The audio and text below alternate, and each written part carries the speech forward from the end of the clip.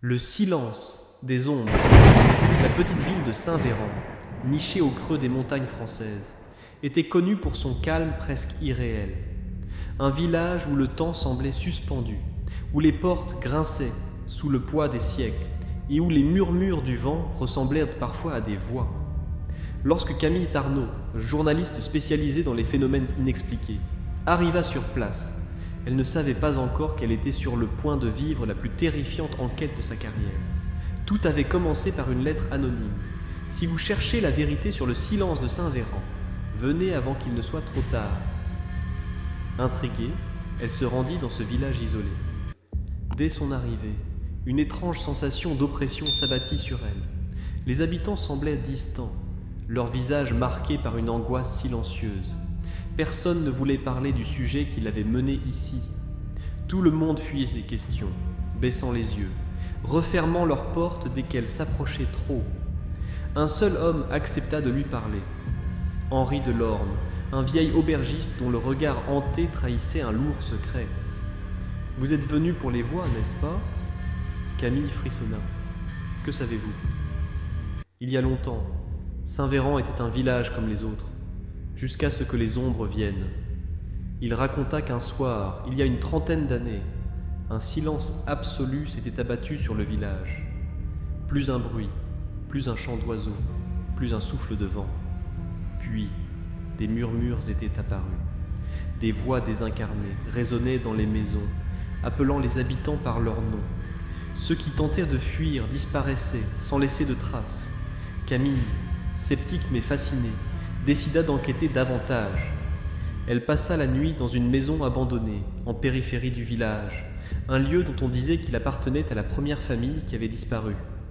À minuit, tout bruit cessa, pas même le grésillement des ampoules ou le crissement du parquet. Puis, un murmure, son nom soufflé à son oreille.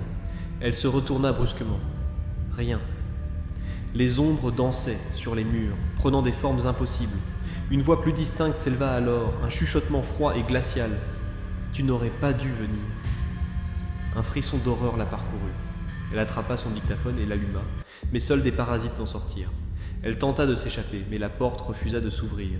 La pièce sembla se tordre, les murs se rapprochant lentement. Un rire résonna, puis plus rien. Le lendemain matin, on retrouva son matériel soigneusement posé sur la table de l'auberge d'Henri. Camille, elle, avait disparu. Les habitants ne parlèrent jamais d'elle, comme si elle n'avait jamais existé. Et chaque nuit, au cœur du silence absolu de Saint-Véran, une voix chuchotait encore son nom. Mais Henri savait que ce n'était pas fini. Après la disparition de Camille, des phénomènes encore plus troublants commencèrent à se produire. Les ombres devinrent plus tangibles, glissant dans les rues désertes du village. Les rares visiteurs qui osaient y poser le pied ressentèrent une présence constante derrière eux, un souffle glacé dans leur nuque. Une semaine après la disparition de Camille, un enfant du village, Jules, disparut à son tour. Sa mère, en proie à la panique, affirma l'avoir entendu lui murmurer « Elle m'appelle » avant qu'il ne se volatilise sous ses yeux. Plus personne n'osait sortir après le coucher du soleil.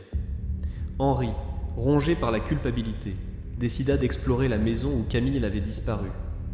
Armé d'une lampe torche et d'un vieux magnétophone, il franchit la porte qui, étrangement, était restée entr'ouverte. L'intérieur était inchangé. Tout était à sa place, comme si le temps s'était figé au moment exact de la disparition de Camille. L'aubergiste alluma son magnétophone et prononça son nom d'une voix tremblante. Un long silence s'ensuivit. Puis, un grésillement. Un murmure indistinct. Il monta le volume. « Henri !» Son sang se glaça. La voix était celle de Camille. « Aide-moi !» Il tourna sur lui-même, sentant l'air s'épaissir autour de lui. Une ombre, plus noire que la nuit elle-même, se dessina devant lui. Deux yeux vides, profonds comme l'abîme, le fixèrent. Puis un hurlement. Le lendemain, Henri fut retrouvé inanimé à l'entrée du village. Il était en vie, mais son esprit semblait avoir quitté son corps. Ses yeux fixaient le vide, ses lèvres remuaient en silence. Il répétait encore et encore. Camille, elle est là. Camille nous regarde. Et chaque nuit, à minuit, dans le silence absolu de Saint-Véran, une nouvelle voix chuchotait. Celle d'Henri. Abonnez-vous à la chaîne pour ne manquer aucune histoire ou quelque chose de surnaturel qui vous arrivera aujourd'hui.